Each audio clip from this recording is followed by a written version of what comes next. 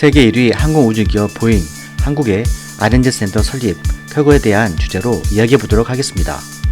미국의 보잉은 민간 여객기 시장에서 유럽의 에어버스와 함께 세계 최대 양대 산맥을 이루는 비행사입니다. 1916년 7월 15일 설립한 태평양 항공기 제작사로부터 시작해서 2016년 100주년을 맞이한 세계적인 기업입니다. 보잉사는 항공우주기업으로서 2017년 세계 100대 기업 순위에서 68위로 총 매출 100조 원에 가까운 초대형 글로벌 기업입니다. 2018년 기준 전체 종업원은 14만 명이 넘고 있으며 항공기 개발업체로 출발해서 우주사업, 방위사업 등 다양한 분야로 진출하고 있습니다. 정찰기를 비롯해서 전투기, 미사일, 우주로켓, 잠수정, 고속정 등 2차 대전과 한국 전쟁에서 보잉사는 우리나라와 역사를 함께했던 기업이기도 합니다. 그런데 이런 세계적인 보잉사가 한국의 연구센터를 설립해서 인공지능, 항공전자, 스마트 제조 등을 공동 연구하기로 해서 주목을 받고 있습니다.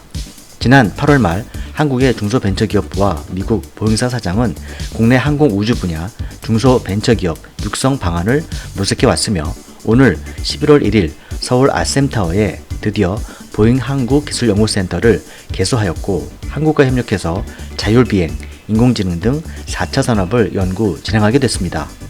이번 한국의 기술연구센터는 호주, 브라질, 러시아, 인도 등에 이어서 해외 7번째로 국내 고급 연구 인력들을 충원해 다양한 프로젝트를 추진합니다.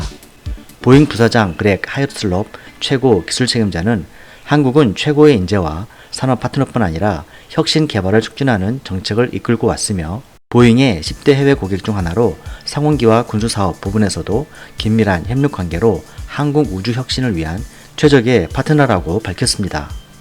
보잉사 관계자는 이번 한국과의 7번째 연구센터 설립은 매우 특별하다면서 한국의 반도체와 5 기술 등 세계적인 기술력이 보잉과 함께 높은 시너지를 내서 세계 항공 우주 업계를 선도할 것이라면서 한국은 연구 기회 강화에 있어서 보잉이 제공하는 모든 혜택을 누릴 수 있다고 말했습니다. 산업통상자원부는 전자, ICT, 디스플레이 등 첨단 기술과 산업 기반을 갖추고 있는 한국과 보잉의 풍부한 기술과 경험은 우리 소재 부품 산업의 경쟁력 강화는 물론 그간의 항공기 구매, 부품 공급 중심의 협력 관계가 미래 항공기 개발로 협력 관계가 격상되는 의미가 있다고 평가하고 있습니다. 2018년부터 보잉은 7번째 연구센터를 어디에 설립할지 전 세계를 타진해 오던 중에 최종 한국을 결정하게 되었다고 합니다. 이미 보잉은 작년 한 해 동안 한국 협력사들로부터 4억 달러 이상의 부품을 구매 48개 한국의 업체들이 보잉의 생산, 유지, 연구개발 등에 필요한 제품과 서비스를 제공 중에 있습니다. 지난 영상을 통해서 말씀드렸듯이 이러한 해외 유수한 글로벌 기업들이 연이어 한국과의 긴밀한 협력 관계 구축을 위해서 핵심 부서들을 이전하고 있습니다. 이것은 반도체 산업이 주춤하는 것은 잠시일 뿐 향후 10년 이상 4차 산업혁명 시대에 반도체의 역할과 생산은 더욱 증대될 거라면서 글로벌 기업들은 반도체 세계 1위인 한국은 그 중심이 될 것이며 그래서 아예 핵심 부서를 이전하고 보다 원활한 소재와 장비, 부품을 조달받는 것이 사업상 타당하다고 판단하고 있다고 합니다.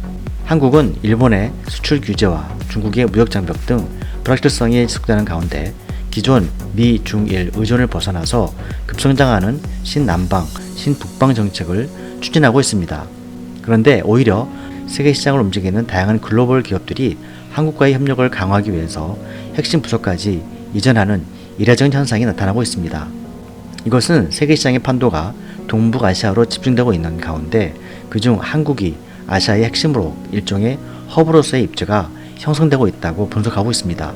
산업통상자원부에서는 이러한 기회를 놓치지 않고 4차 산업혁명이 본격화되는 2020년 기술 대국의 위상을 공고히 하고 경제 기조의 향상을 전망하고 있습니다. 미스터 툴프TV였습니다. 시청해주셔서 감사합니다.